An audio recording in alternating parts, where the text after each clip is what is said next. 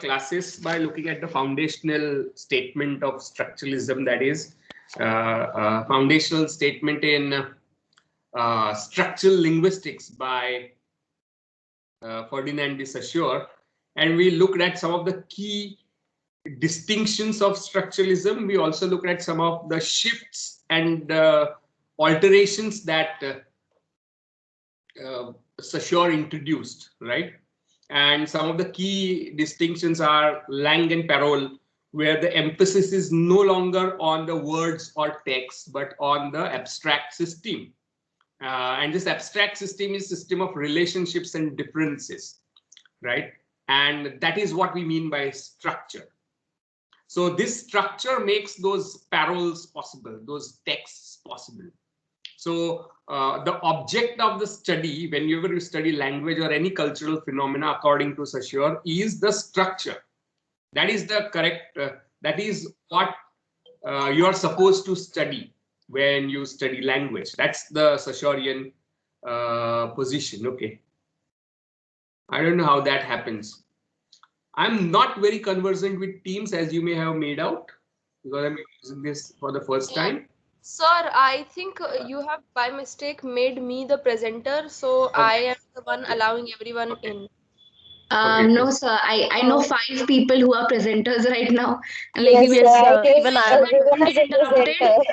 And I guess it's fine. Like we can admit people, and you don't have to stop in between if that's okay. But you will have to mute yourself. Yeah, we are muted. Yeah. Right. So let's continue with what I was saying, that the emphasis is now on the structure, and that's why the whole approach is called structuralism, something that you have to be clear about. And how am I getting the option to admit people in this meeting? I just got the notification. wait, let me change it.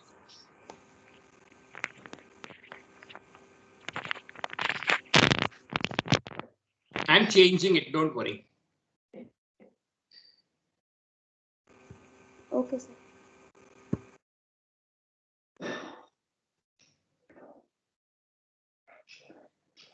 Okay.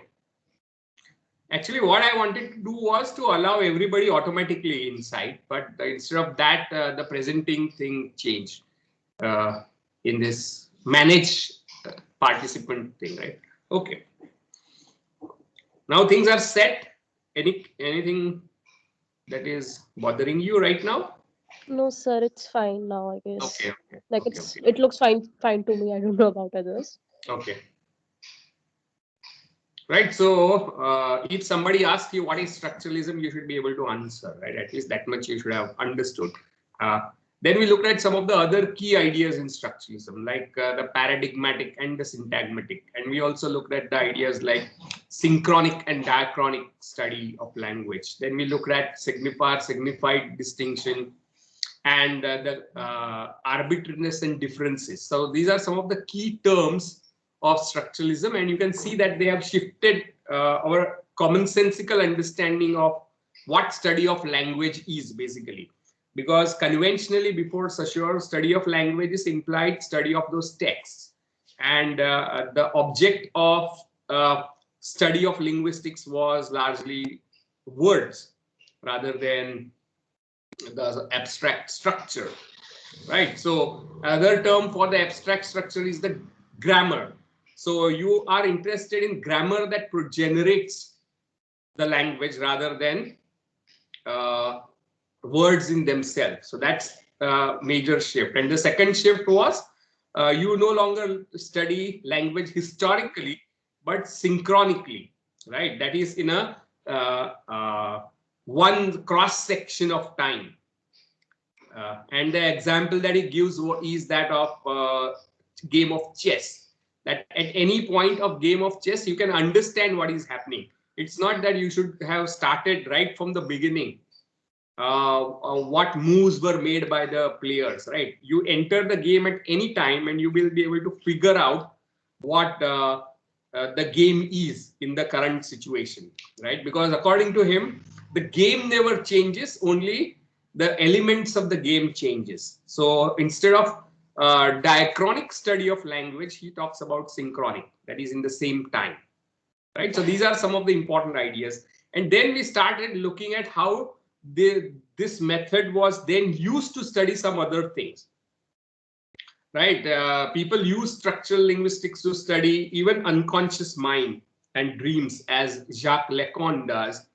It was also used to study myths and kinship, ideas of kinship in a particular culture by anthropologists like Claude Lévi-Strauss, a very famous structuralist anthropologist. Then it was also used for analysis of popular culture by Roland Barthes, like fashion, like detergent advertisements, like wrestling, for example, right? So Roland Barthes uses this methodology and approach to study cultural phenomena of various kinds. And Roland Barthes mentored Svetlana Todorov, and you can see how Todorov is using structural method to study the grammar of narrative, not an individual narrative per se, but what that individual narrative reveals about the structure of narrative itself is what he studies, and that is also something called narratology, right? So you can see that's what we discussed last time, where he selects 4 stories by Boccaccio, and he finds out the underlying plot structure, right? And that plot structure can be replicated. So that's what structural method is.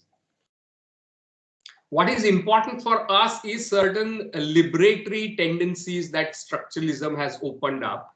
That means that if your method is sound and rigorous enough, you can study any cultural phenomena, which may be non-elitist as well, right? You can do structural analysis of graffiti, or you can do structural analysis of internet memes, or you can do structural analysis of anything, any cultural phenomena using this methodology. So it opens up, because it's a methodological innovation, it opens up the whole culture as a field of studies, irrespective whether you are studying great literary texts or not. You may be studying very popular fiction, Chetan Bhagat or whatever, but it's not the question of what you study. It's how you study that matters after structuralism, right? So that is the opening of the field of cultural studies that structuralism did, which is very important for us, right? So automatically you are released from canonicity of study of literature, studying canonical literature only. You can study peripheral, ephemeral literatures as well. And that's very important part of it. So anything that you have to say about structuralism right now? Should we move ahead now? Any question? Because I'm going over to the next topic now.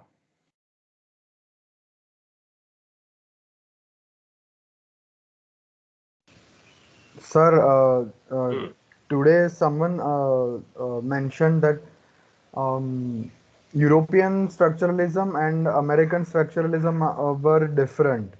So I was wondering how they were different. Yes, means structuralism is method, right? So American structuralism seems to be more concerned with language and linguistics, while French and the continental version of structuralism in those days expanded into territories beyond language, right? Which Saussure mentions that language is to be seen as one kind of semiological systems. You can study any semiological system using this method. So continental seems to be like Lévi-Strauss or Jacques Lacan or Vladimir Prop, who is not strictly European, kind of, he's Russian, Soviet, right? And Todorov. All these are dealing with multiple facets of culture, while American structuralism seems to be more preoccupied with the question of linguistic structures to start out with. And that's how you can see Chomskyan school growing from there, right? So that seems to be a kind of rough division. But then you can never, though we do it, it's hardly advisable that you divide a methodology on basis of nationalities, like Russian structuralism, French structuralism, American structuralism, whatnot, right? These are broad tendencies, and obviously Americans and continental intellectual traditions are very different. American traditions have at times deliberately distanced themselves from continental thought traditions as a part of their identitarian nationalistic outlook very often, as you can see in the American Romanticism as well. And they would emphasize things like pragmaticism, right, which is a hallmark of American academics, traditional academics, while continental were far more, what should I say, far more innovative and experimental in their outlook. So avant-garde tendencies that you find in continental thought, like Jacques Lacan or Heidegger or Derrida or Nietzsche or Freud, you can see that it's going in a very different track from the American intellectual traditions, right? So you have to situate these schools in the context of their larger social cultural histories, right? Okay, sir. Any other question?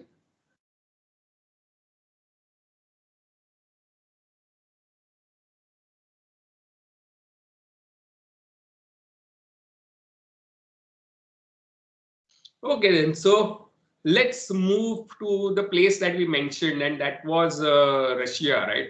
And Russian formalism is another label. Now, one thing that you have to learn as postgraduate student is that these labels are convenient at times, but mostly they are simplifying, simplistic, and reductive, right? Even the terms like romanticism, for example, when you say romantic movement, and is Byron romantic? Because Byron's poetry was largely in heroic couplets following Pope and Dryden's model of classicism and satire, right? So very often when we label a particular period or movement, we are simplifying, right? So, but that simplification is required for broad kind of understanding, though not nuanced or not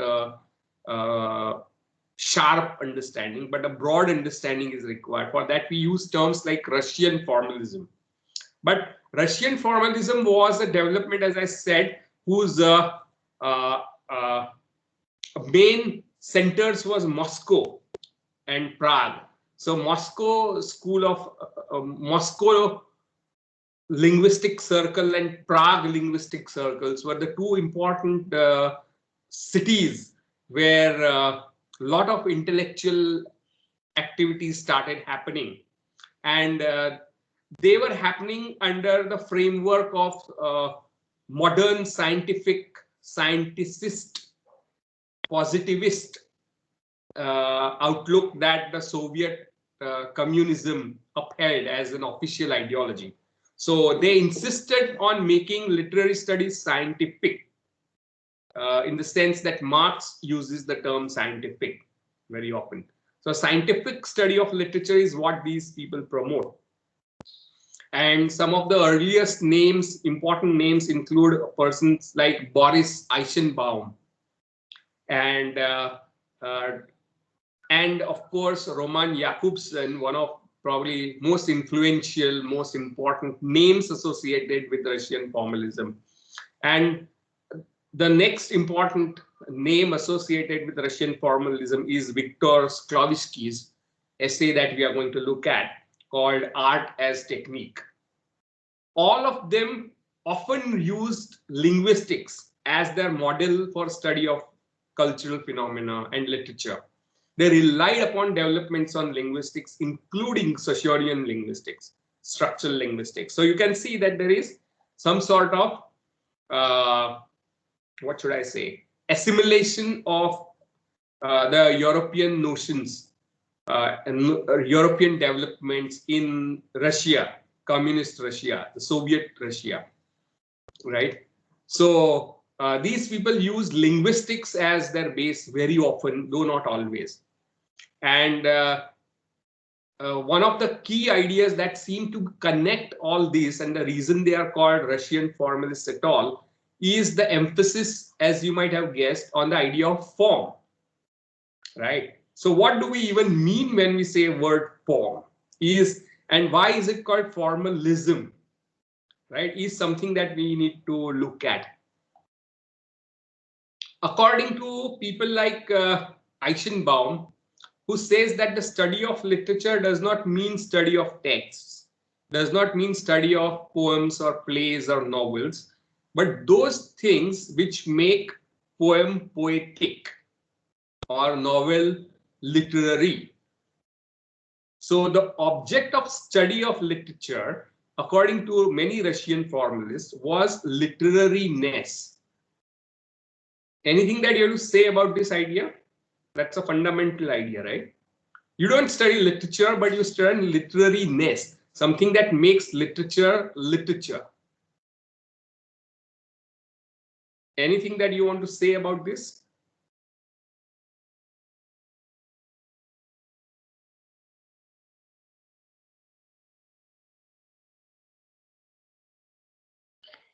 So when we study a poem, that's what we mean by form, right? I mean, if you say what is the form of a poem, then you think about the genres and different qualities which make it belong to a certain genre instead of something else. So yeah, I can see how why they would be associated with formalism that way.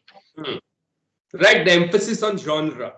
But according to them, there is something which transcends a specific genre, right? So literariness is probably an additional aspect of language, or it's a kind of language. The question is, according to that, I don't know what your name is, Khadija. Unmute yourself and ask the question. Yeah, can you unmute yourself and ask the question?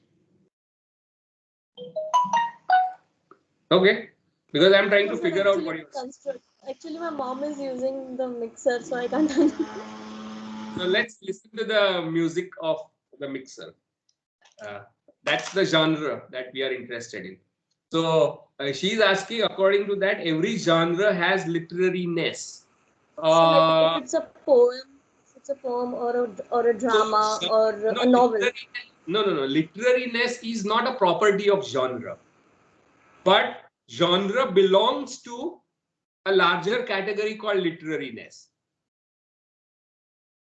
I guess literariness belongs to literature, the literariness of literature, of which genre is a part. Is that? Does it?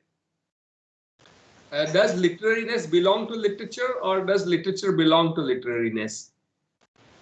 I think what literariness is that what distinguishes literature to other writings. Right. So Jane is asking what explain literariness again.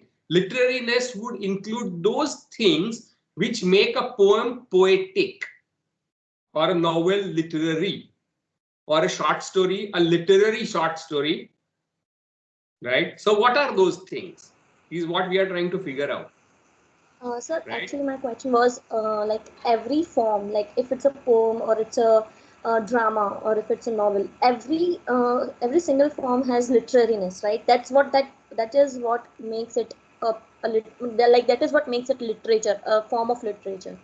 What if it is other way around, that literariness is a larger category to which a genre belongs? Okay.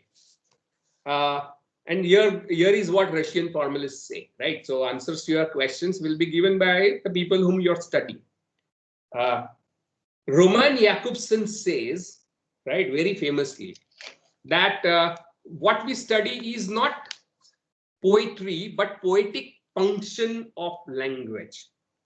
And he gives a chart explaining various kinds of functions of language. For example, language can be used for multiple purposes, right? You can use language for ordering tea. You can use language to convey information about something. You may use language to check whether our media is properly functioning. For example, when we started out, when we usually start our online meetings, then we ask whether you are audible or not, right? So language is used to establish or verify whether there is a contact happening with people. So whenever you lift phone, you say hi or hello, or when you chat, you begin your chat by saying hi or hello. So that kind of communication is called phatic communication by linguists. And he says there are multiple ways in which you use language. For example, you may use language to discuss language, right? Something called meta language.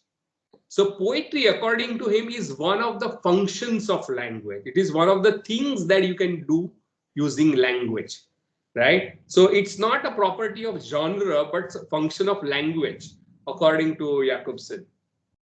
And use of genre is just one way by which you achieve poeticness. Poeticness or literariness, according to Russian formalists, is a property of language rather than the genre. Right? Any questions about this? And what is that definition of poetic use of language?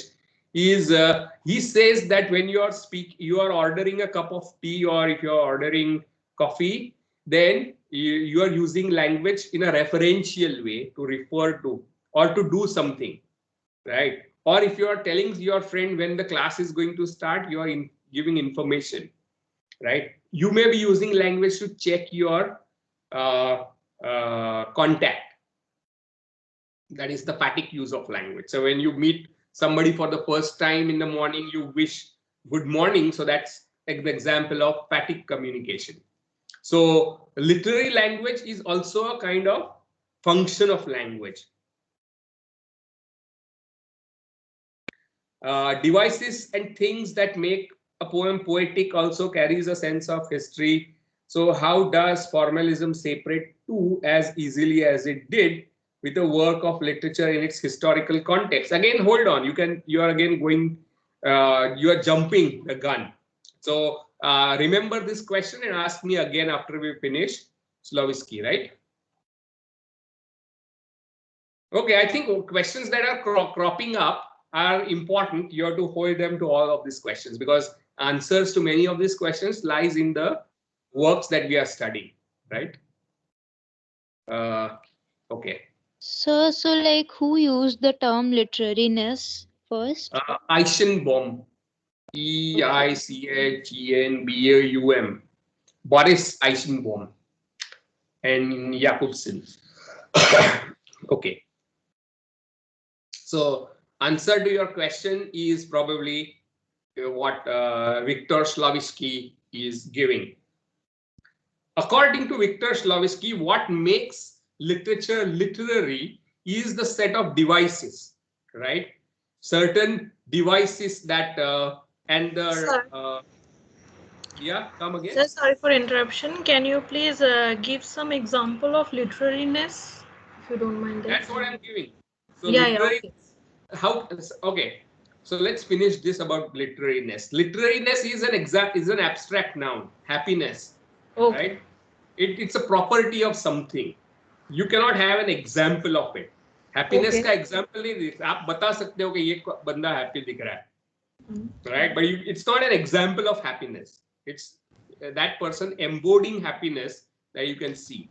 So it takes us back to good old Plato, if you remember. I don't know how many of you remember a person called Plato, and how many of you wanted to run away from him, I don't know. But you are going to bump into him every now and then.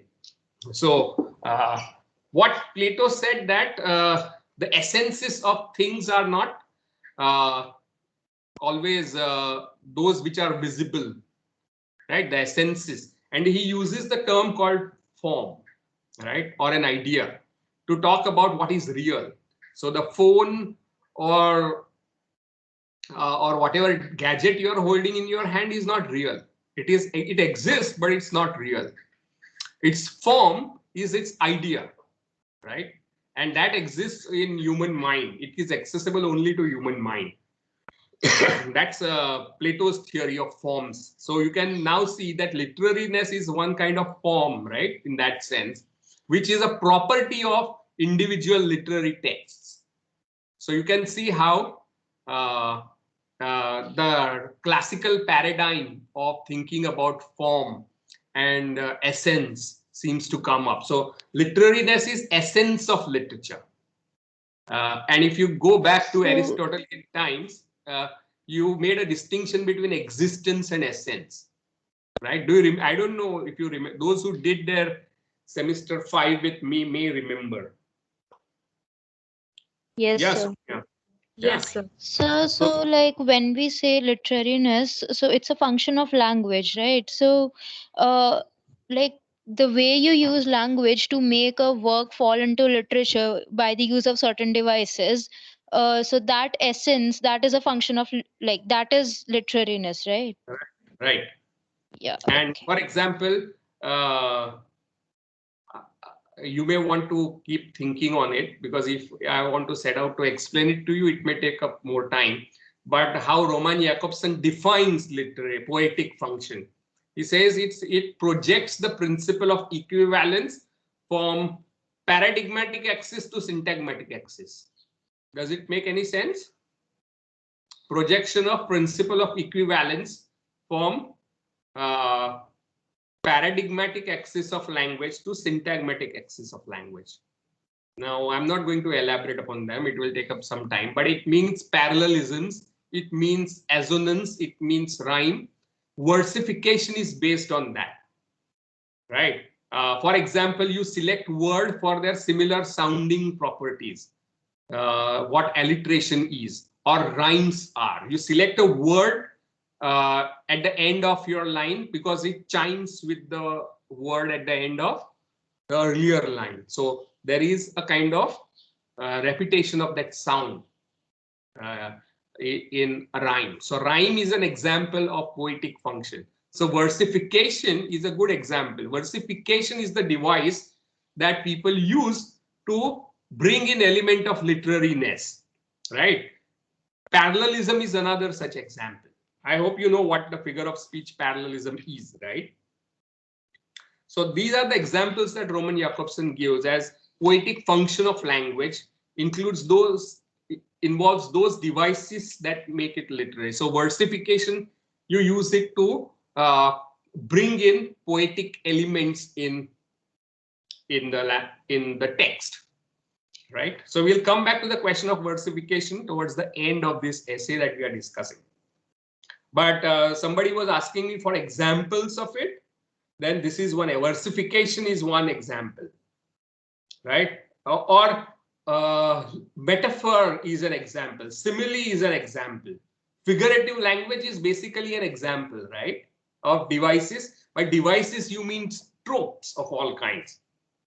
Metaphor. And that brings us to the question which Komal has asked, that if devices have a sense of history, metaphor was used in Vedic times. Metaphor is used by Rupi Kaur as well, right? So in spite of having some historicity, as a form, it does not seem to have any historicity. A poem in Swedish language will also have metaphor, and poem in Gujarati will also use metaphor.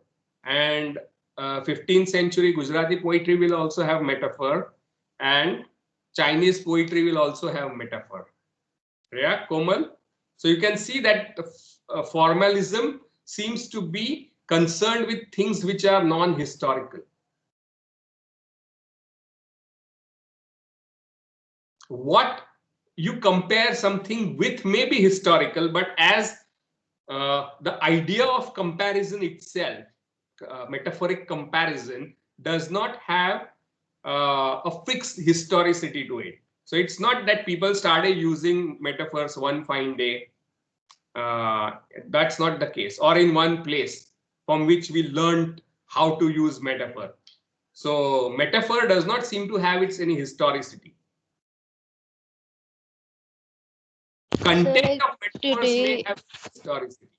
yeah, like today, Anshu ma'am said this, like even with structuralism, she says it's concerned with language, which like contemporary language, how it's used. So it does have more of a, descriptive approach rather than a prescriptive approach. So yeah, I guess the same goes with formalism then. Yeah. So you can see Yeah. how form seems to be going beyond the purview of history. History may change how A thing and B thing is, what A and B is compared, but it's not it.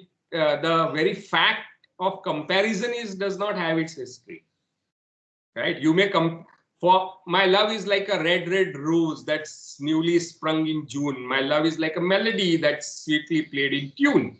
Now, comparing love with red rose may be a romantic idea of 19th, 20th century.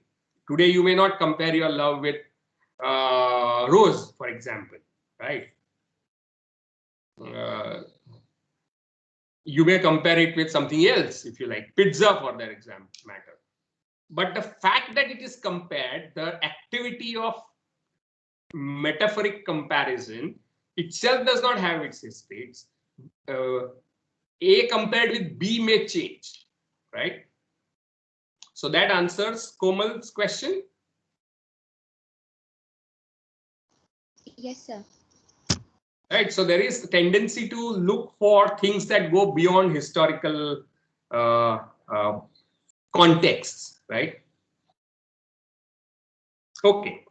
So what is Viktor Slavicsky's argument? What is literariness? What are the question then remains, and this is probably Slavicsky's greater contribution. He's not explaining devices per se. He is telling us why people use these devices at all. He's not pointing out that when you call your friend a donkey, right, as against comparing him with a donkey, that he is like, my friend is like a donkey and my friend is a donkey. These are the two different figures of speech, right? Now, why do you use it at all is what he is trying to explain. He is trying to explain why people use these devices at all, right? It's almost as if why you have arts at all in first place. So you can see how ambitious Slavicsky is, right? He's trying to explain why do we have arts at all in first place. Arts hote hi kyun hai? Why is there song? Why is there music? Why is there dance? Why is there novel? Why is there poem? Why is there music, right? Why is there actor, acting, theater? Why? What's the purpose behind it? Why does human being have all these, right?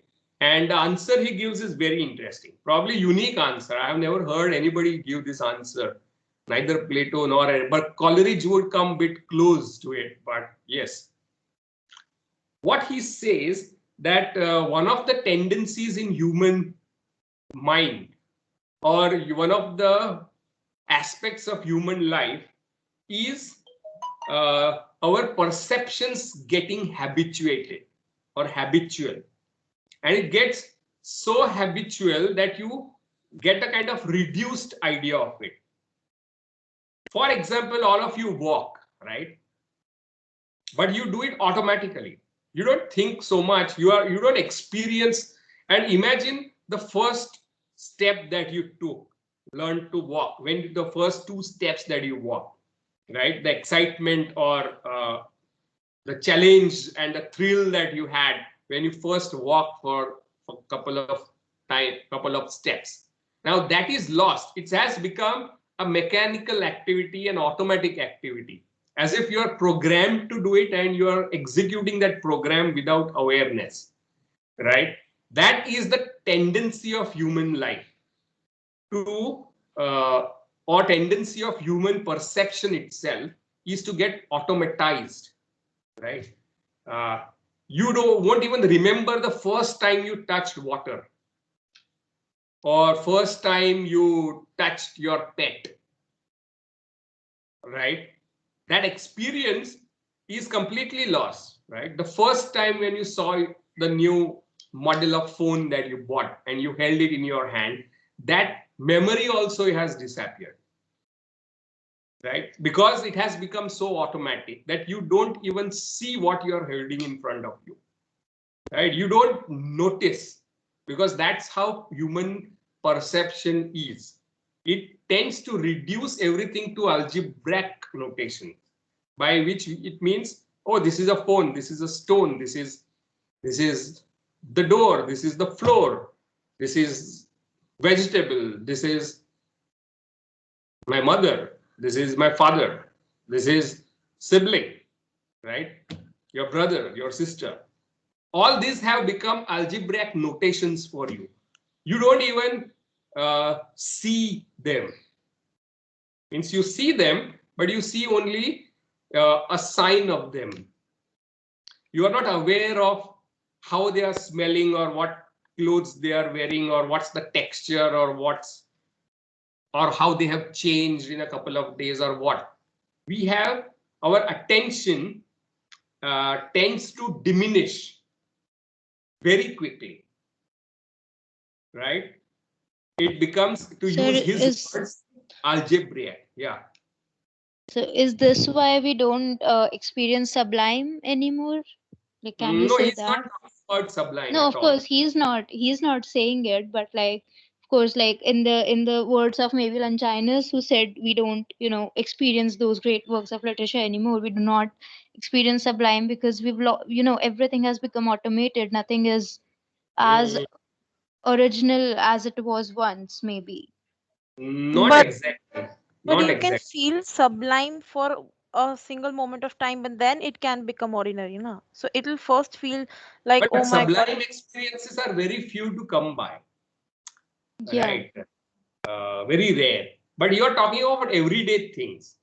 How you felt your two-wheeler when you held it for the first time, the new thing, its newness, and how soon was it lost, right? You now no longer see it. You only register it as a kind as, yes, this is my vehicle. It has ceased to be its physical presence and tangible experience that it was. Am I making some sense when I say Yes, this? sir. Yes, sir. And you can Yes, sir. relate to everything in your life, right? The first time you ate your favorite food and then uh, you don't even notice it. There is a tendency towards habitualization, automatization, and what he calls algebraic, to be reduced to a reductive experience of something. How do you drink water? Do you notice its wateriness, how it smells, what it does to your lips or your tongue? You don't. You just drink water, right? That's what it means. So it's a reductive experience that you're left with, right? And that's the tendency of human perception. So what does art do then? Art, according to Slavinsky, it reverses this. You start experience stoniness of stone for the first time, as if it's for first time. You start experiencing things for as if again, right? So the habitual perception is towards reduction, artistic experience is towards elongation of perception, resisting an elongation of perception. Imagine drinking the same water that you drink every day, right? But now you are noticing how it tastes. If it doesn't taste, or does it have its taste, right? What is its smell, or how does it feel on your lips? How does it feel when it goes down your throat. You start experiencing something again. So experience of art is something like that.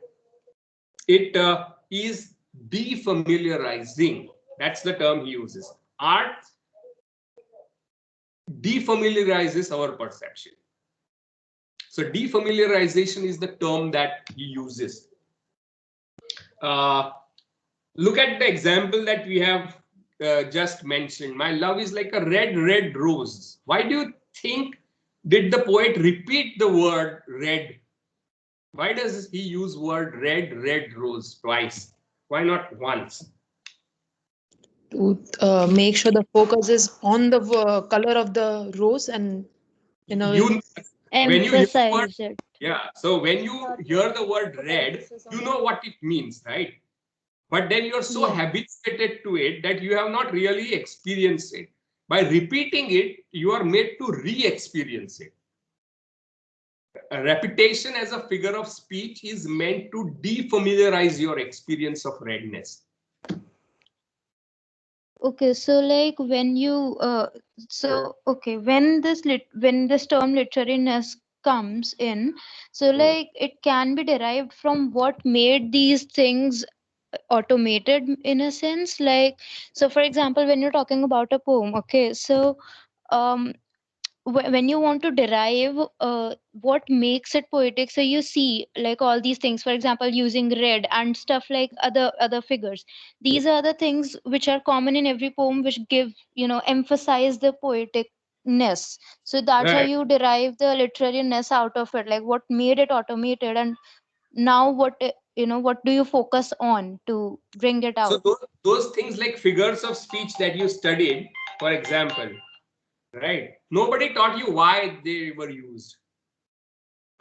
First, ये आपको रट्टा लगाना है. Why does poet compare love with rose at all? Simile क्यों use किया है? Simile is probably one of the most ordinary figure of speech that you can ever think of, right? So why do you think he compares it at all? My love is like a red, red rose that's newly sprung in June. My love is like a melody that is sweetly played in tune. I think it's Robert Burns. Why does he compare it with love? Love with red rose. So that we can experience the whole feeling of being like red rose again. It And what we have. intensifies the feeling of love as well as the redness of the rose.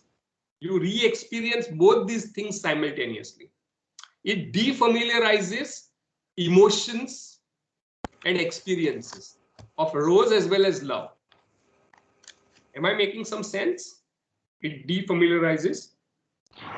Yes, sir. What he says on page number 16, he says habitualization devours works, clothes, furniture, one's wife, and the fear of war.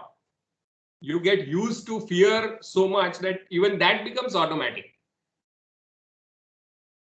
And that's why people watch horror films, because they want to get back that experience of fear, that defamiliarize fear, because fear is far more pervasive and common emotion than any other emotions, if I'm not mistaken. Anna, which is the most common emotion? Yes, sir. Right? So it defamiliarizes that. Means you are so familiar, you know it, but now you are introduced to it once again. There is a freshness of reintroduction to that emotion. So that's what he says. And then the same paragraph he says, art exists that one may recover the sensation of life. It exists to make one feel things, to make the stone stony. Right? The purpose of art is to impart the sensation of things as they are perceived and not as they are known. How does that sound? All of us have perceived rose. All of us know rose, but once we start perceiving rose when the poet compares it with love. Art is a way of experiencing the artfulness of an object. the object itself is not important. So what is art? Art is a way of experiencing the artfulness of an object. That is how it restores perception and not knowledge, right? And the object itself may be very boring. For example, look at still life. I don't know how many of you are familiar with still life as a genre of painting. Still life, pata hai? Yes, Where sir. you- Yeah, you yeah. have Yes, sir. Hans oranges, Bullaware. flowers. Yes, sir. Right? Now, why do people do it at all? Is have you never seen an orange before? But what that painting does is to make you see the orange again. Yes. Right? From the eyes of the artist. From the eyes of the artist, but more as a perception rather than as knowledge. All of us know what oranges are, right? Yeah, ये पढ़ाने की जरूरत It नहीं है might orange. to view it for like to see it for the first time, to actually see an orange. Actually We know what see it, orange is, but right? to see it. Right? So it does so by prolonging the perception. The technique of art is to make objects unfamiliar. Orange is familiar to everyone, but you make it unfamiliar. To make forms difficult, to increase the difficulty and length of perception. Because the process of perception is an aesthetic end in itself. Right? Aesthetic end in itself. That's the function of art. It's not conceptual, it's perceptual. To extend, elongate, make perception more difficult. It is difficult to experience the stoniness of stone, right? You know what is stone. But its stoniness requires a different, it challenges your perception. You have to put a bit of efforts to re-experience water that you drink every day, every moment. But like this makes art sound like that it has nothing to do with knowledge, of course, but like it has like it is it's just for pleasure, it gives you a pleasure, it endows you with Now, a is it perception. merely pleasure? Now let's see whether if it is merely pleasure, right? Yeah, because Does it like say? that's what it's sounding like. That's what it sounds like. Let's see if that is what he's saying. Yeah. Then he gives examples from Tolstoy, right? One of the devices that Tolstoy uses, all of you are aware of Tolstoy, right? Leo Tolstoy. You've Yes, heard of sir. Tolstoy? Yes, sir. So one of the devices that he uses is not naming the familiar object. For example, he is describing somebody flogging, right? So how does he do it? He describes it by saying to strip people who have broken the law, to hurl them on the floor, to wrap them on their bottom with switches, and to lash about their naked buttocks. So he would have said they were getting flogged, but he describes it without naming the activity, right? And why does he do it? So that your perception of violence is also something that you're so reduced that it has to be reintroduced with efforts. You experience flogging in its all violence, right?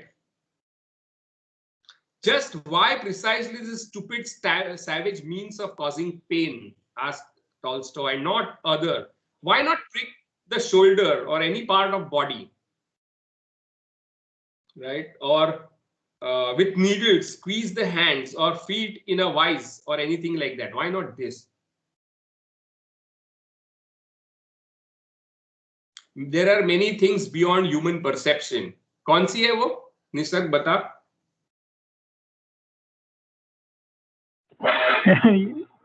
I mean, there are things which are reduced to human perception by the artist, which ideally would be like God, right? How do you know God exists if you cannot perceive him? But the word. The word, right? So there is a perception, there is an image, there is a signified, right, in your mind. idea of For God, God. maybe getting familiarized has to be defamiliarized. That can also be done. Unless, and chances are that you might be burnt or imprisoned. Or stoned, whatever. It depends on your religion, how you will be treated. Anyway, coming back to more everyday experiences, right? Uncontroversial. Yeah. Not uncontroversial, experiential. आप भगवान तो रोज देखता नहीं है, सबको दिखता होगा तो पता नहीं है मुझे. But even drinking water, something as mundane as that, right? Here is the example that he gives is that of flogging. The other device that Tolstoy uses is to change the point of view. The point of view of narration. And here is a story of a horse told from the point of view of horse. And horse is struggling to figure out what does it mean when you say this person owns me, right? Look at what horse says, last paragraph of page 16. I understood well what they said about whipping and Christianity. But then I was absolutely in dark. What is the meaning of his own, his called? From these phrases, I saw that people thought that there was some connection between me and the stable. At the same time, I could not understand the connection. That's what horse is saying. Horse is struggling to understand what ownership means of property. A very human idea. कि ये जो घर है ना मेरा है, तो घोड़े को कैसे लगेगा कि ये तबेला मेरा है, right? So idea of ownership is something that Tolstoy is trying to defamiliarize, something that has become so routine. This is my bike, this is my phone. So what does it even mean? Suppose your phone started talking, then phone would not understand what you mean when you say somebody owns him or her, right? So the point of view is the device, right, that Tolstoy uses to defamiliarize the idea of ownership, the perception of ownership that all of us have. And what happens that before the end of the story, the horse is killed, but the narration continues, right? Which is strange. But sir, then if we are considering it in that manner, like we are not really considering the object. We are like we are owning the function. Like, हाँ ये phone अभी मेरे लिए काम करेगा. We are not considering the phone really, but the like help we get it from it. Like we can call, we can message. Like no, it's not about use. So that's what horse is puzzled. Horse can understand what it means to be used. But what does it mean when if something is being used by your phone, suppose you use your phone, is not the same as you own that phone. Is it different? Owning and using something. You may use things which you don't own, like trains, for example, or planes, right? So horse is struggling to understand the idea of ownership, which is at the heart of capitalism, right? So coming back to the question whether it is art for the sake of pleasure or does it art have any political function, then you can see what Slavinsky is talking about is it may, right? It's not art for art's sake as in the sense of art for pleasure's sake. A question that came up. I think it was Soumya who asked it, right? It may also be art for pain's sake, for asking uncomfortable questions. And all through his novels, he describes battles, Tolstoy, in a very vivid way without naming it, without by using various devices of defamiliarization. And on page 18, by the end of it, he says that defamiliarization is found almost where form is found. And then he talks about imagery. And imagery is also one of the defamiliarizing thing. For example, daffodils. I don't know if you have read this poem called Daffodils. I wandered as lonely as a cloud which floats high over vales and hills. and suddenly before me I saw a host of golden daffodils. I'm not quoting it exactly, but this is how it goes. So he compares himself. I wandered as lonely as a cloud, right? So why does he use figures of speech like simile? Why does he compare himself with cloud? Right? Figures of speech are used to defamiliarize the experiences here. तो इस line में कौन से perception defamiliarize होते हैं? Can someone tell me? I wandered as lonely as a cloud. I saw a crowd, a host of golden daffodils. He doesn't say I saw many daffodils. All of a sudden I saw, अचानक मेरे सामने, a crowd of golden daffodils. Does anyone remember this poem? Has anyone read this? Yes. Studied it? Yes, sir. Yes, sir. We have Yes, done. sir. So let's defamiliarize our study, right? You're so habituated, you are so bored with things that ये तो बहुत बकवास poem है. But now let's look at it from the angle of defamiliarization. What does it defamiliarize? Right? You can see that it defamiliarizes many emotions that we have. Like, I wonder. He doesn't say I walked or I went. I wander as lonely as a cloud. So what does it defamiliarize? We take walks daily, but like he's wandering. So like the act of walking instead of and then like he says he doesn't So what's say the difference I between walking and wandering? I don't know, when you're There is no wandering you Aimless, are without a you goal in mind. your There experience is is no sort of more destination. intensified. Your And mind is and wandering does not have any purpose, right? Bhatak rahe ho. yeah. Yes. So it does not, Yeah. it's not walking. He is not walking. Walking has a purpose, a direction, right? But then, sir, if An he's aim. walking aimlessly and if he doesn't have any purpose, Aimless. then why is he like compared it or like defamiliarized it? Like, why has he used the word cloud? Because a cloud is not Tell me, aimless. is cloud But it aimless or has it the does time? direction of No, but Does but cloud say cloud is certainly directionless. No, it is Yeah. just हवा में carrying उड़ Yeah, जाती clouds wander aimlessly. Like they do not they do not walk in the sky, right? They they wander. do not have a direction. They They just go with the follow wind. wherever wind takes them. So in a Yeah, way, that is how he is defamiliarizing yeah, clouds. and it even Gone with the intensifies wind. the fact that he suddenly came across this crowd. So if you're walking and you come across a crowd, so it's very normal. Yeah, so you're walking and there was a crowd, but crowd of then what? yeah, like crowd, you like Host of Golden golden daffodils. daffodils. Yeah, I mean. उसको जो भीड़ मिलती है ना वो हमारी भीड़ नहीं होती मंगल बाजार की. A Right, host of golden daffodils. right, right. You do not notice. I mean, you're walking, you do not notice there's a bunch of And flowers you're flying, and you just startled by it. move. Yeah, You're you just startled. move past it. And Yeah. that And is the the use of experience of. So you the may have seen, and I know you haven't seen daffodils, but if you've seen many ordinary flowers, right? But when they suddenly burst upon your face, again in front of your face, right? and the In all focus that on golden the color, word golden. Then Hmm, golden daffodils. right? But even if he's walking, like there's suddenly a crowd, so Hmm, the same way, if there's winds suddenly blowing around, the cloud hmm, is going in the direction of the wind. The hmm. same way the crowd is there, he's going with the crowd. It can be seen that way. He doesn't have a destination in mind, just going with the flow. But crowd is No, something the that crowd hits comes up him, in and front of him. yeah, He's not he's part not of Cloud the is crowd. lonely. moving in the अचानक direction of से the crowd. he The was वो crowd अकेले hits अकेले him. घूम रहा है. I wandered as Yeah, lonely as a cloud, right?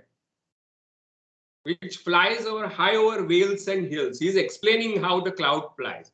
It flies over hills and valleys, right?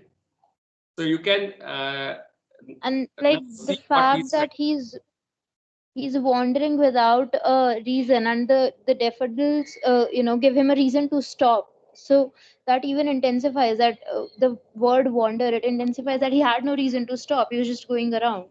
But So these, you can see the use of word intensifies, right? yes. And that is what he's trying to point out. That's what art does.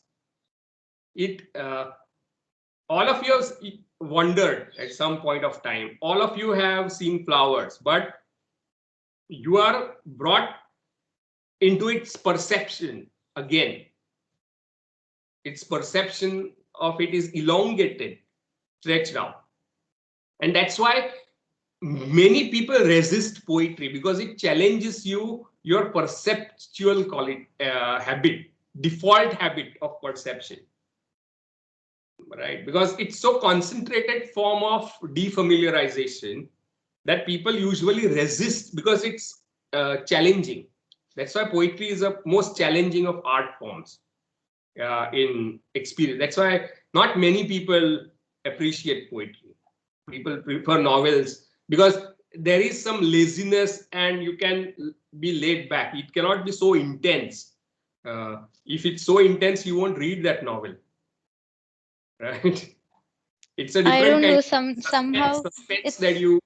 Suspense is not same as every word being written to alter your perception of something, right?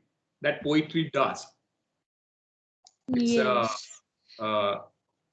It's so still somehow making poetry sound like, it's just so it elongates your perception, and it's still more on the pleasure wala end instead of giving you knowledge. So it makes poetry or art sound like it pleasure gives.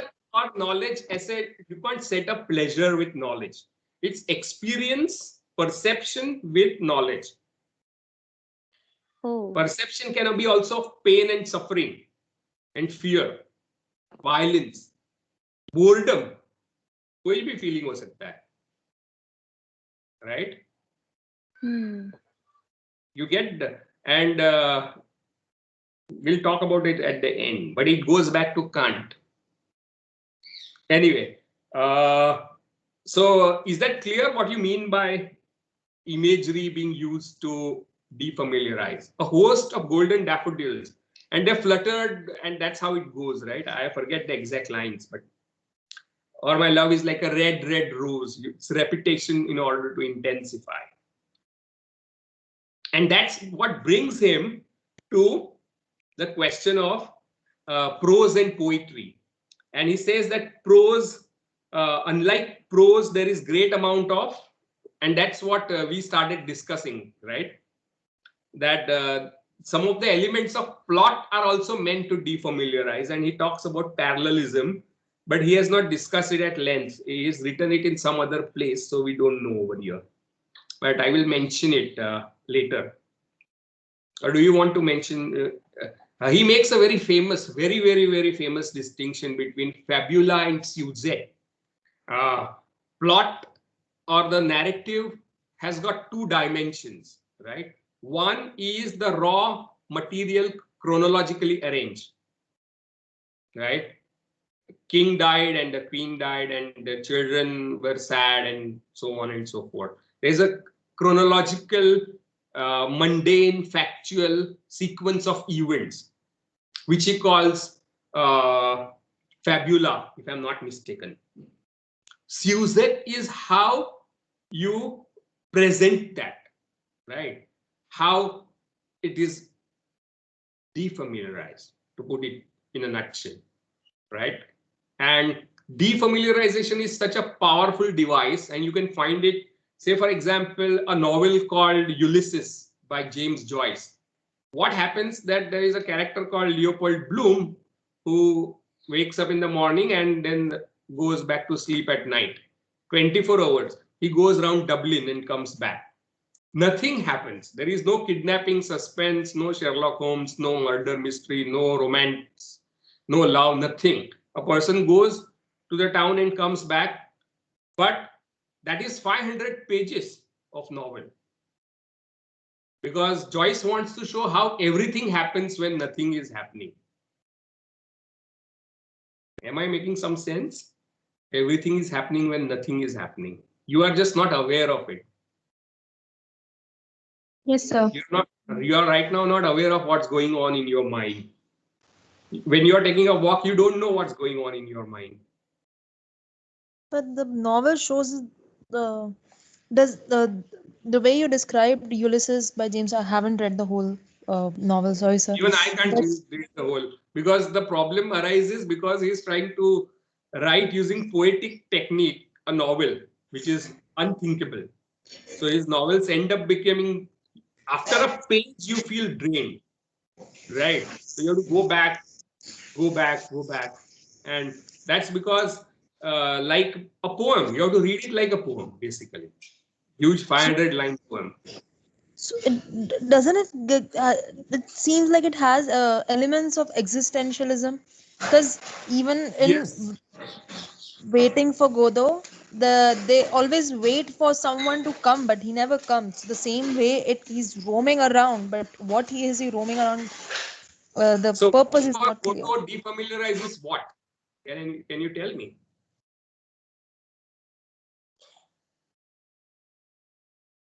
What does it defamiliarize?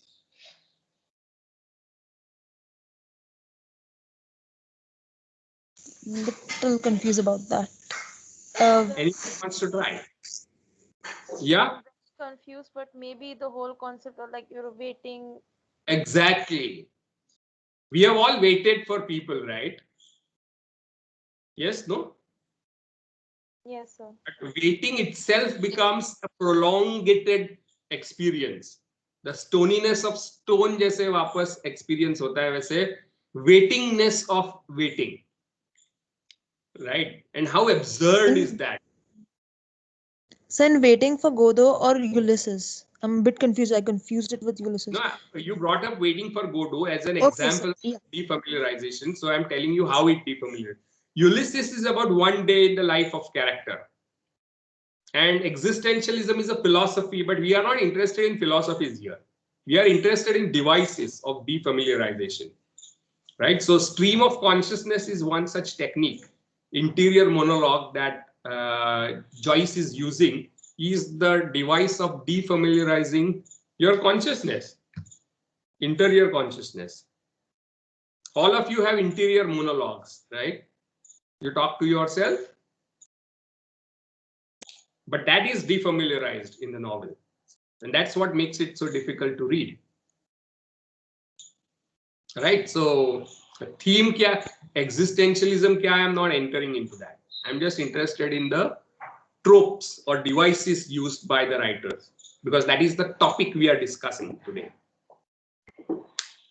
Okay. And he talks about how language can be roughed or smoothened, and use of archaism, all the ways in which poets use language. For him, that is an example of defamiliarization of those things. And towards the end of it, he says that poetic language is accentuated, tortuous speech. Poetic speech is informed speech. Prose is ordinary, economical, easy, proper. So in prose, you find a normal rhythm similar to habitual rhythm of your life. In poetry, it becomes intensified.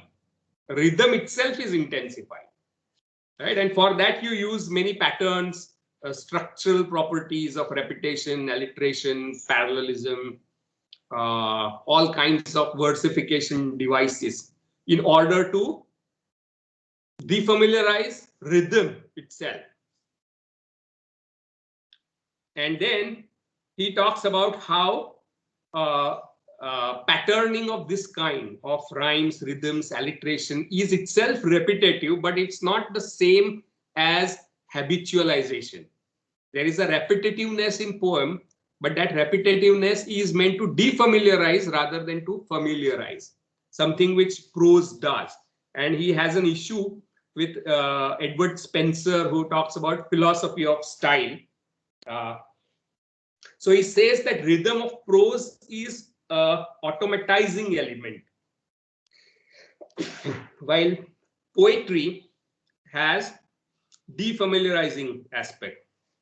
It's a disordered rhythm. It tries to make people re-experience the rhythm.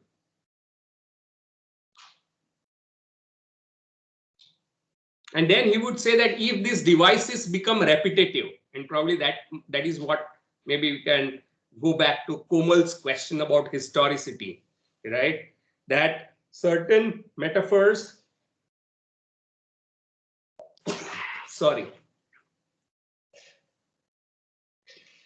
can become cliched, stereotypical. Comparing love with rose is a stereotype, right? It's a cliche. Comparing face with moon is cliche. So certain figures become stale and repetitive. Then it becomes conventional. It loses its power to defamiliarize, and that's precisely where you should be breaking that convention, or you need to roughen up language, as he's trying to say. So that's the overview of the whole essay for you. Coming back to the point about Kant that I mentioned, right? And in semester 6 with MSU students, we studied Kant. We discussed it, and Kant talks about how experience of art is essentially different from experience of other things. I don't know if you remember. While other things go into your faculty of conceptual knowing, art goes to emotions and experiences. So the aesthetic judgment is very different kind of judgment according to Kant. So he's talking about how knowledge and experience of art are two different faculties of knowing, right? And thus thereby separating philosophy from experience or art, right? So art is concerned with sensual experiences, while philosophy is about conceptual knowing. So there is a split between philosophy and art that Kant is talking about. So you can see that which means that art is in some way autonomous. That's the point we discussed, right? So if you recognize autonomy of art, then you are a formalist, right? So Kant in some way anticipates formalism. And you can see how formalism has its roots in idealism of Platonic kind as well, because you consider form as distinct from the existence. The great allegory of cave that we talked about. So there is a kind of tendency to go towards Platonicism, idealism, and the belief in autonomy of art in formalistic approach to study of literature. And it seems to overlook or give less importance to historical context, right? Something which again connects it with new criticism, because new criticism was very often concerned with art, work of art as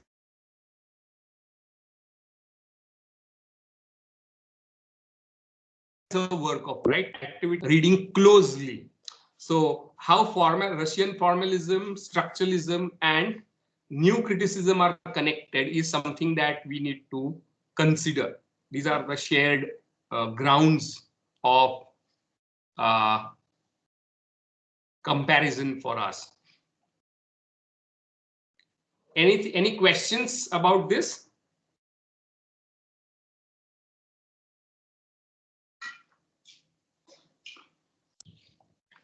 I mentioned fabula and sujet distinction, right? And the chronological arrangement of events is fabula. And sujet is the set of devices you use to defamiliarize, like moving back and forth in time, right? Flashback and foregrounding, or the way camera angle captures the scene. These are the devices that even filmmakers who are narrators basically use to defamiliarize your sequence. So a screenplay writer, a script writer will give you fabula, while filmmaker converts it into a narrative by using sujet. Now, this is a very influential distinction given by Slovinsky, which is not part of this essay, right? And the whole idea of defamiliarization is also something that is similar to Coleridge's belief that function of art is to make unfamiliar thing familiar and familiar thing unfamiliar. So you can see how romanticism of Kantian, Coleridgean variety of Platonic kind is also something that is influencing the scientific aspirations of formalism, Russian formalism.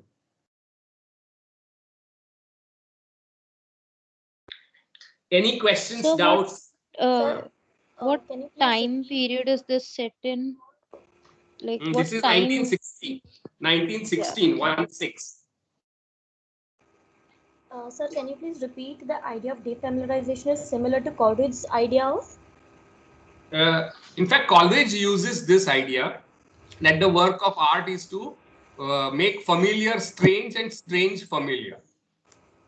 That's his one of his propositions. Okay.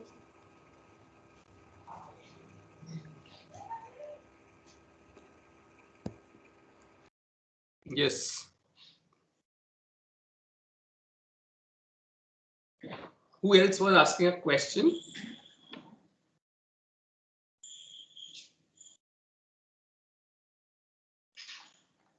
Sir, then in that case, defamiliarization is the central theme of formalism? Of Shklovsky's, yeah, Shklovsky's theory is part of Russian formalism, right? So Russian formalism, as I said, had a various kinds of, it's an umbrella term like all terms are.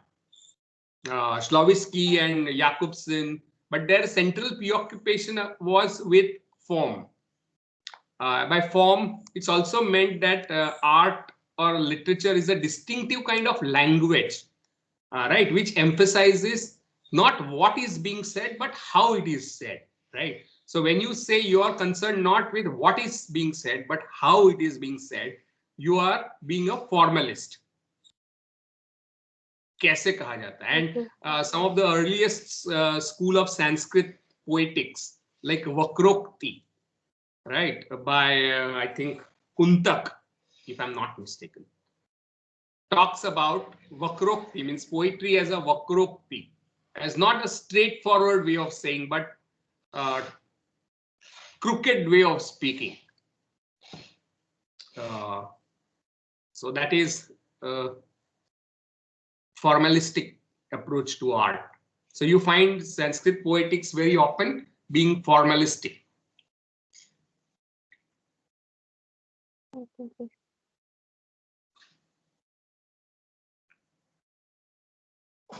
Any questions? So like when you said ki Russian formalism, like the main centers were somehow Moscow and Prague, where the centers of centers of intellectual activities had a positivist attitude.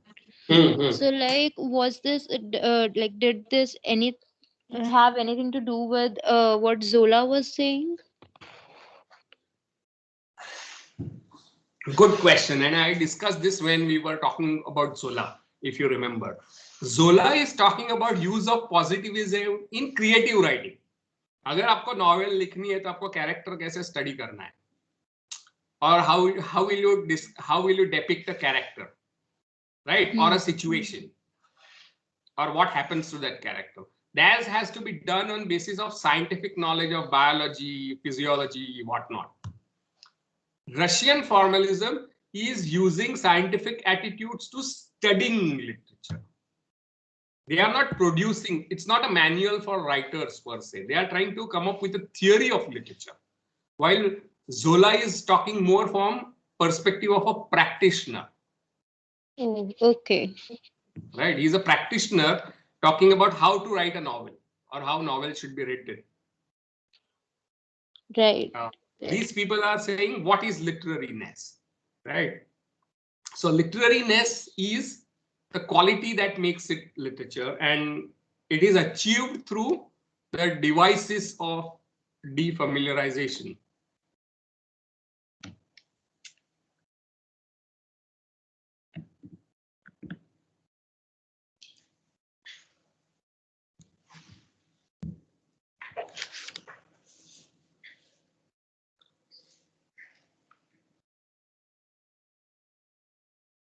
Anything to say?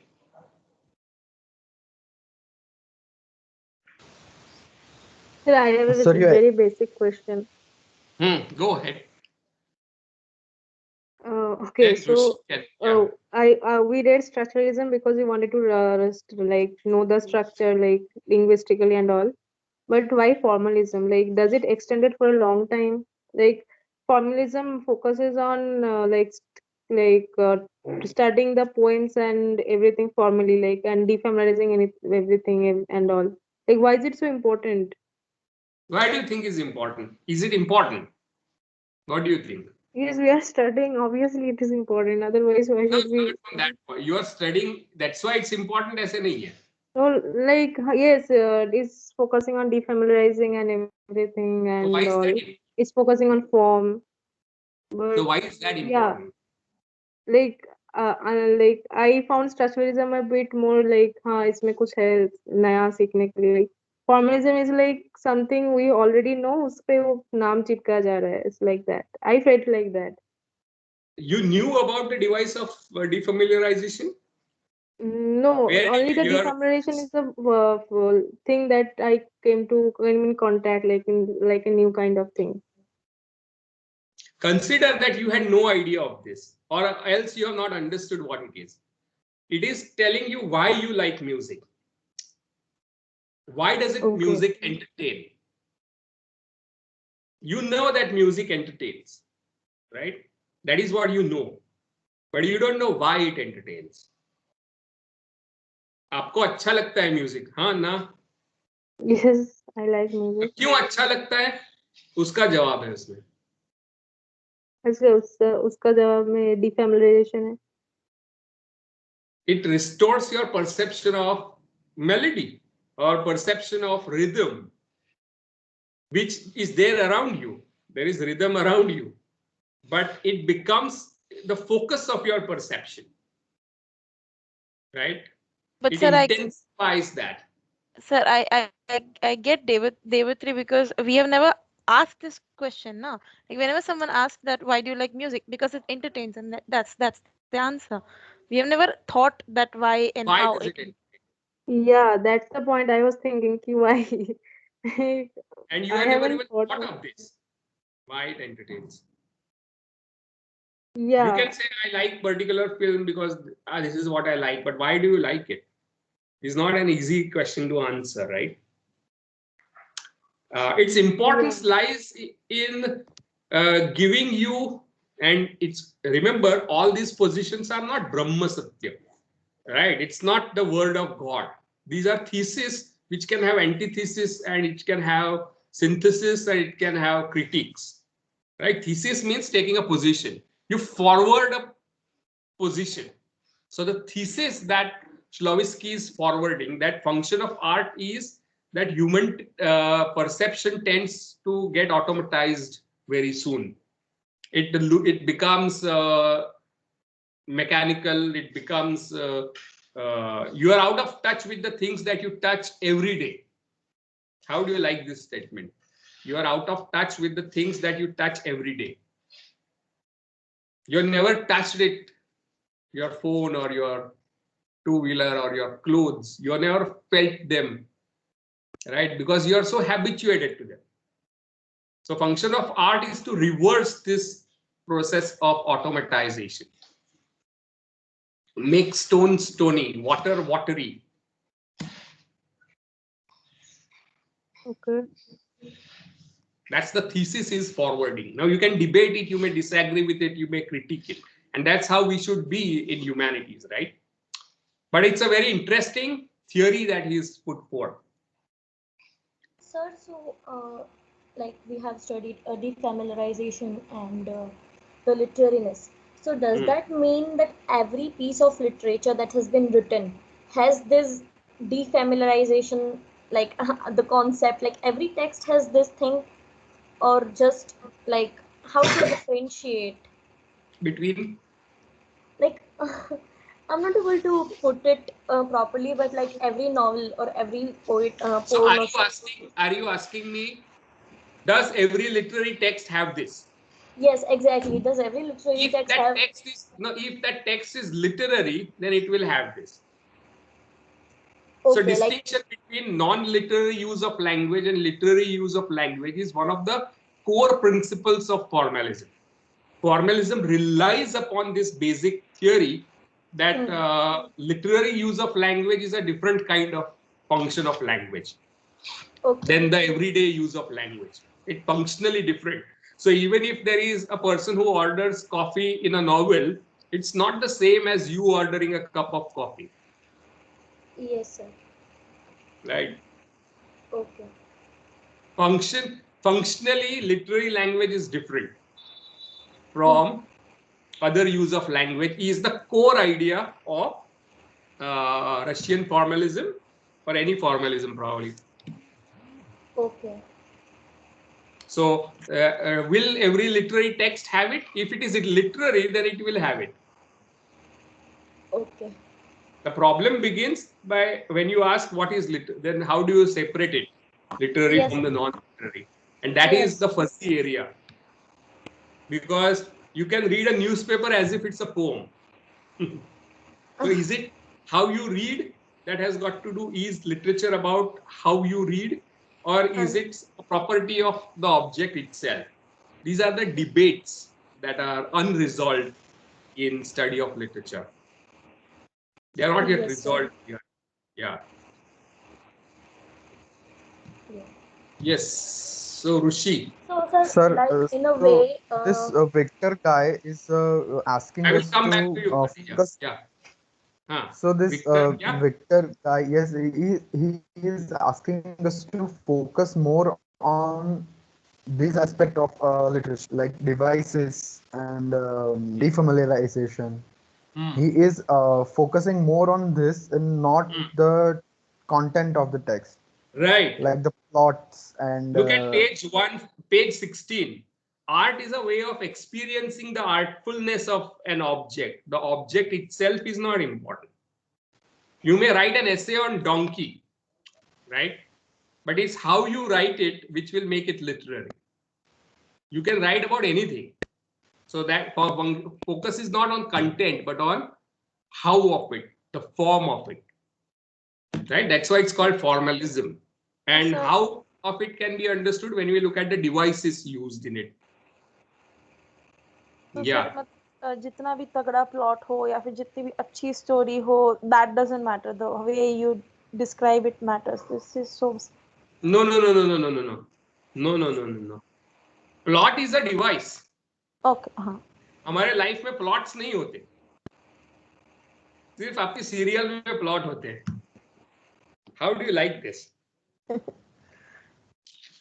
You have only fabula in your life. You cleared your BA, you came to MA, right? It's a chronological sequence.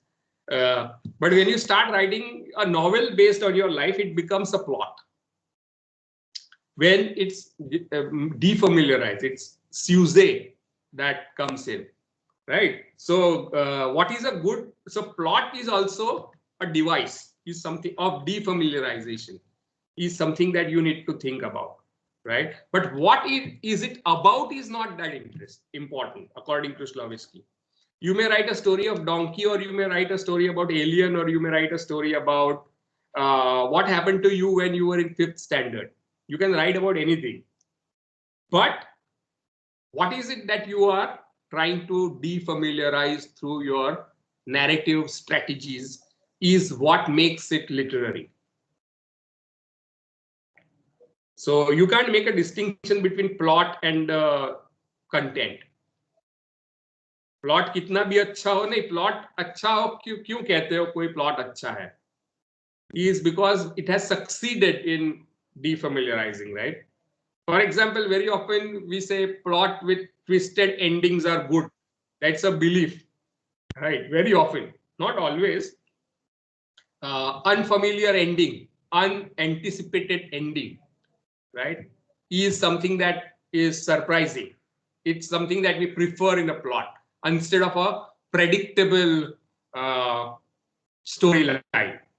जब heroine villain के साथ शादी कर लेती है और भाग जाती है, that is more interesting, right? Than the heroine marrying the hero, for example, or heroine running away with her girlfriend is more surprising and interesting than. So very often plot has aesthetic functions, right? So a surprise ending is one of the things that we consider as one of the markers of a good plot. So good plot can be understood as that which achieves its aims, right? For example, you show a film in which the heroine runs away with her girlfriend, gets married to her. Then you are defamiliarizing what is love or romance itself, forcing you to ask new questions about it, re-experience it for yourself. I don't know if I'm making any sense to you.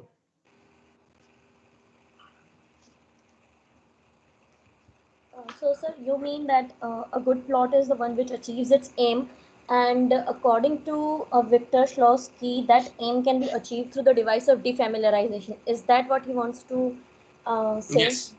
Plot is a defamiliarizing technique, device. Okay. How well or how badly is left to the artist and for the audience to decide. But it's a device, like metaphor, right? Is a device. So, sir, there are so many other.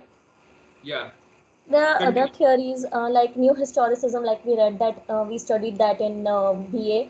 So it takes literary and non-literary texts into consideration. So is new historicism, does new historicism oppose the formalism? Yes. Yes, it's a critique of formalistic approaches like new criticism, but it is also a critique of historicism, old historicism, which tried to reduce everything to history.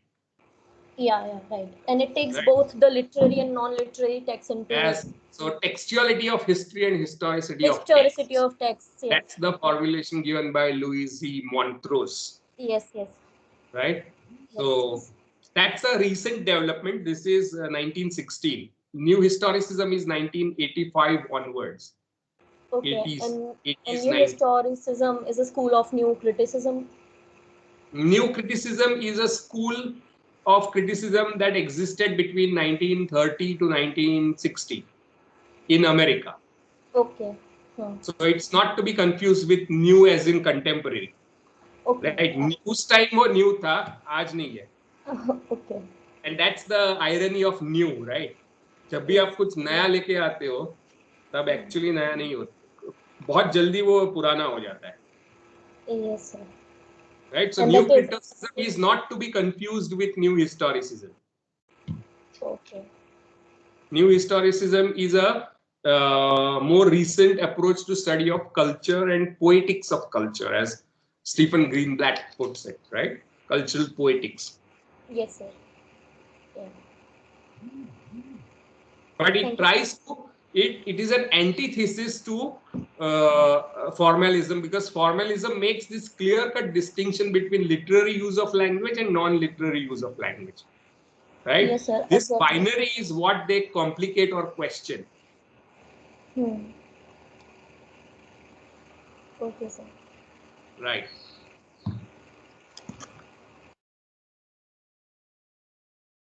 Anyone else?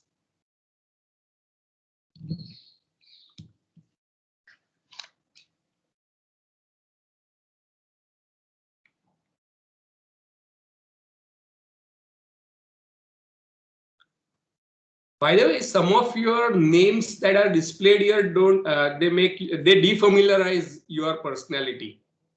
There is this name called Mastikhor Dinglo. तो ये कौन सा किसका defamiliarization हो रहा है?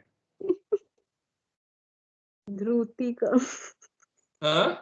You may not want to change it, but you have to consider this as a device of defamiliarization, right?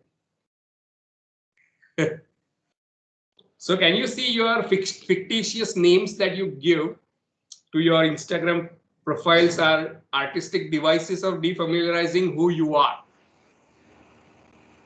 So that we cannot recognize on social media. People who are used to familiar with you, right? Sir नाम रखने से पहले ये सोचा नहीं था, अब यही सब विचार आएगा सर. वेरी गुड, यही काम है हमारा, आपको विचार करने का. Yes. So, okay. So I think one essay is left, and it's a longish one, and I think the time that is allotted to me, I have run out of it. So I will require at least 1 or 2 extra classes to wind this up. So you tell me, when do you have free slots? This week, sir? Yeah, I want to wind it up this week by Saturday, because 15th is a holiday. और पतंग के साथ आप भी उड़ रहे होंगे, ठीक है? Sir, tomorrow is also a holiday. Yes, tomorrow is Sankrant and 15th is also. तो Saturday ही बचा सर. तो कोई आपके कोई फ्री क्लासेस है? कौन से स्लॉट्स फ्री होते हैं आपके? कोई भी नहीं होता. कोई भी नहीं. After 1 or 2 we are free actually. How? अच्छा, okay, Saturday का schedule, हाँ है. After 2 you are free? No, but Saturday 3 o'clock Miss out says so. Can you just come again? No, Venkat sir doesn't take 3 o'clock class. Okay. Okay, wait. Saturdays we are having American and Canadian. Venkat sir doesn't take the 3 o'clock class. Venkat sir will take the class this time now. Yes, last week he didn't take it. Because he was out of, उनका topic तब cover हो गया था, but now we need to start the novel, right? So obviously he'll take up extra like 3 o'clock wala class. So we just find out and let me know. Okay. Otherwise we'll have to go over to the next week. कितने सवाल है दुनिया में. सवाल ज्यादा, problem सवाल ज्यादा है वो नहीं, जवाब ज्यादा है, ये प्रॉब्लम है. Do you know that? क्योंकि वहां पे जब जवाब आता है तो हम रुक जाते हैं, सवाल होता है तब हम आगे बढ़ते हैं. पर सर हमको लगता है जो जवाब सही है वो जवाब भी गलत निकलता है. ये दुनिया कैसे बनी और आप कहते हो भगवान ने बनाई? खत्म हो गया ना जवाब मिलने पर. You stop asking, trying to understand how it whole thing happened. Your mind stops when you get answers. So real problem in your life would be when your questions stop.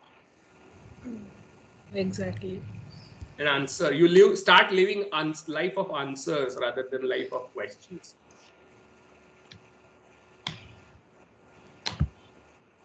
Okay, so just tell me what slot you have vacant, and then we'll decide. So we'll stop for now, or you have things that you want to ask about what we have discussed? Sir, can you please stop the recording before you go? वरना वो चलती रहती है till everyone goes out. Okay. Thank you, sir. Yes.